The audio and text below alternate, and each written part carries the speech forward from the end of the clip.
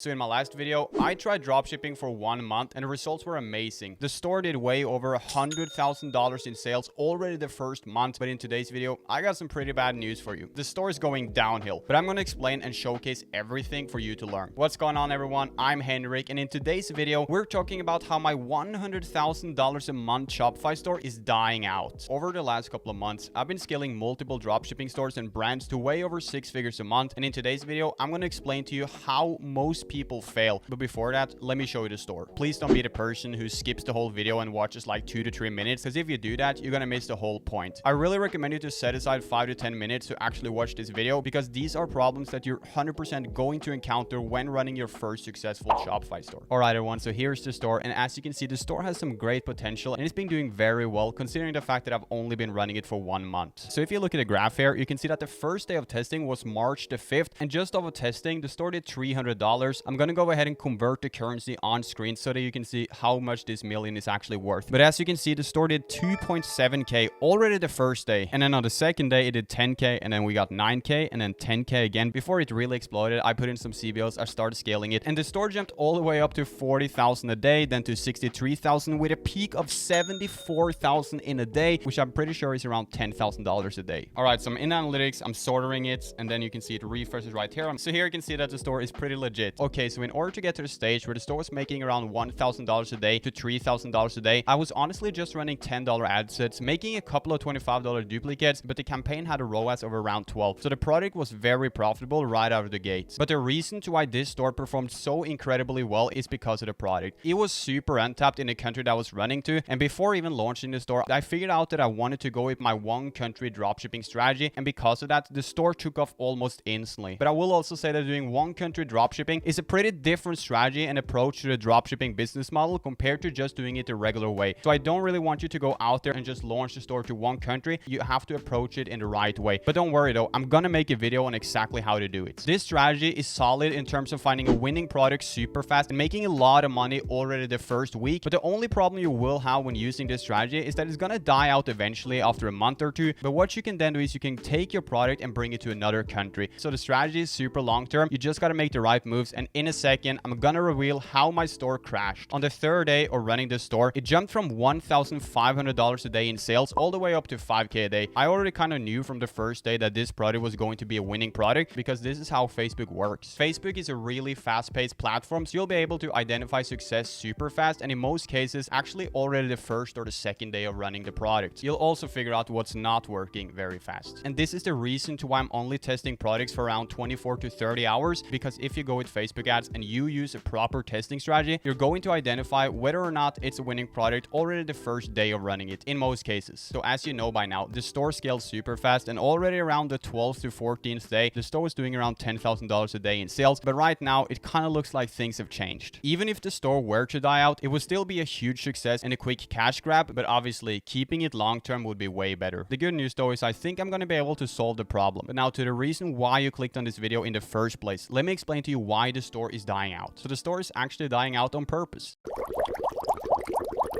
I've scaled the store down, which might seem quite weird considering the fact that it was pushing 10k a day just 1 to 2 weeks ago. But see, I usually do this whenever I hit a winning product. I take a step back, I scale down to figure out the whole business, set up the backend, prioritize the customer, and realizing that dropshipping isn't just a money machine, it's actually a legitimate business, and this is where most beginners fail. For some reason, it seems like people think that Shopify Dropshipping is a money printing machine, and it's certainly not. You're actually running a real business that has real customers, and if you don't prioritize your customer first, you're gonna be out of business. So in short, if I didn't scale down my business, I wouldn't have a business now. I know that some people are gonna say, but Henrik, aren't you an expert? Why didn't you figure out shipping before even scaling? And yes, I already had the backend somewhat working, but when finding such an explosive product using the one country strategy, it's just important to realize that it's an actual business and take a step back and lay the foundation so that you can later on scale the store to 20,000 a day. And if you're gonna do that, I think it's super important that the customer service comes first. It should be your number one priority. already. But hopefully by now you click a like on this video and you subscribe to my channel. And I also wanted to say for everyone that's been asking that yes, I do offer mentorship. So if you're interested in that, you can text me on Instagram here. So I knew that the shipping wasn't super ideal. So I was constantly checking the store's feedback score every single day. And finally, a month in, the Facebook feedback score appeared and it showed that I was lacking in terms of shipping. And for everyone wondering what the feedback score is, it's basically a survey that Facebook sends out to your customer after shopping with you. And the customer is then going to rate your shipping time, your product quality, and way more. So when the customer comes there and says that my shipping time was awful, my feedback score is going to drop. And if you have a feedback score under 2, you're going to get banned from Facebook advertising pretty much instantly. So when I saw that, I realized that my next step on this store was to order inventory. So I did just that. And the feedback score is hopefully going to increase now that I've ordered inventory and speed it up the shipping time drastically. I don't really think the product is going to die out as long as I find new audiences for it and put the customer first. But right now I'm currently in a phase where it's going to look like the store is pretty much dying out, and that is because I'm trying to figure out the back end. I realized that I'm building an actual business and that I found an explosive product that could potentially make millions or be turned into a brand. So right now I'm just making a move of stepping back a little and figuring out my actual business. Even though these are things I already know and already have set up, I am doing one country dropshipping, so I have to set up some new shipping zones. So now let me teach you how to keep the product alive and the 3 most common reasons to why a product dies out. And don't click off now because you're going to encounter one of these reasons at some place in your journey. So the first reason to why your store could be dying out is that you're not finding new audiences or introducing new creatives or video ads constantly. And I can't stress this enough. An audience on Facebook is going to die out if you don't constantly make new duplicates to it to find new segments of the audience. When advertising on Facebook, you constantly want to find new audiences, new interests, maybe make a retargeting campaign or launch a custom audience such as a lookalike audience. In short, you want to make sure that you always have a new audience in case your current one dies out. The second and the most brutal way for a dropshipping store to die out is if you're not prioritizing your customer. And if you get banned because of this, or if you lose your Shopify store to this, it's going to be incredibly hard for you to get back in business because Facebook is not going to like you. They're not going to want you to advertise. You're going to get banned. So if your product quality is low or your shipping time is super long, you're going to get a drop in your feedback score. And as I said, if your feedback score is under 2, you're going to get banned, especially if you don't take a step back and figure out your backend. Too many people scale without realizing this. And I see this all the time. People coming to me on Instagram for advice because they've been scaling too fast and not prioritizing the customer. I already knew about this before even launching the store, which is why it's not damaging my store to the extreme. Because I already knew this, I didn't really make weird or dumb mistakes in my business, so I can now safely take a step back and figure out the back end of my shipping before it's going to get really dark. So I'm pretty hopeful about the store. The third reason to why a store is dying out, which is actually really common, is that you're advertising to a limited market. If your product is super niche, at some point the market is kind of going to fade out and you've pretty much targeted every potential customer. So because of this, I like to go with broad products that applies to everyone, and you're most likely not going to be in a super niche category either. So this mistake is probably not going to apply to you. Alright, so that's going to be it for today's video. I hope you found the video helpful and that you learn from the mistakes of others. Hopefully on your next Shopify store, you don't scale too fast or you don't get overly excited and make changes that you probably shouldn't do to your business. If this video helped you in any way, I really would appreciate if you click a like on this video and subscribe. I'm Henrik, and on this channel, I'm posting dropshipping videos every single week. So make sure that you subscribe to my channel because you don't want to miss out on the weekly value. And check out my Instagram as well because I post updates on my dropshipping store. I post my successes, my failures, and also my day-to-day life as a dropshipper. If you made it all the way till the end, make sure to comment the magic word sunglasses in the comment section. I really appreciate the support, and I'll see you in the next video.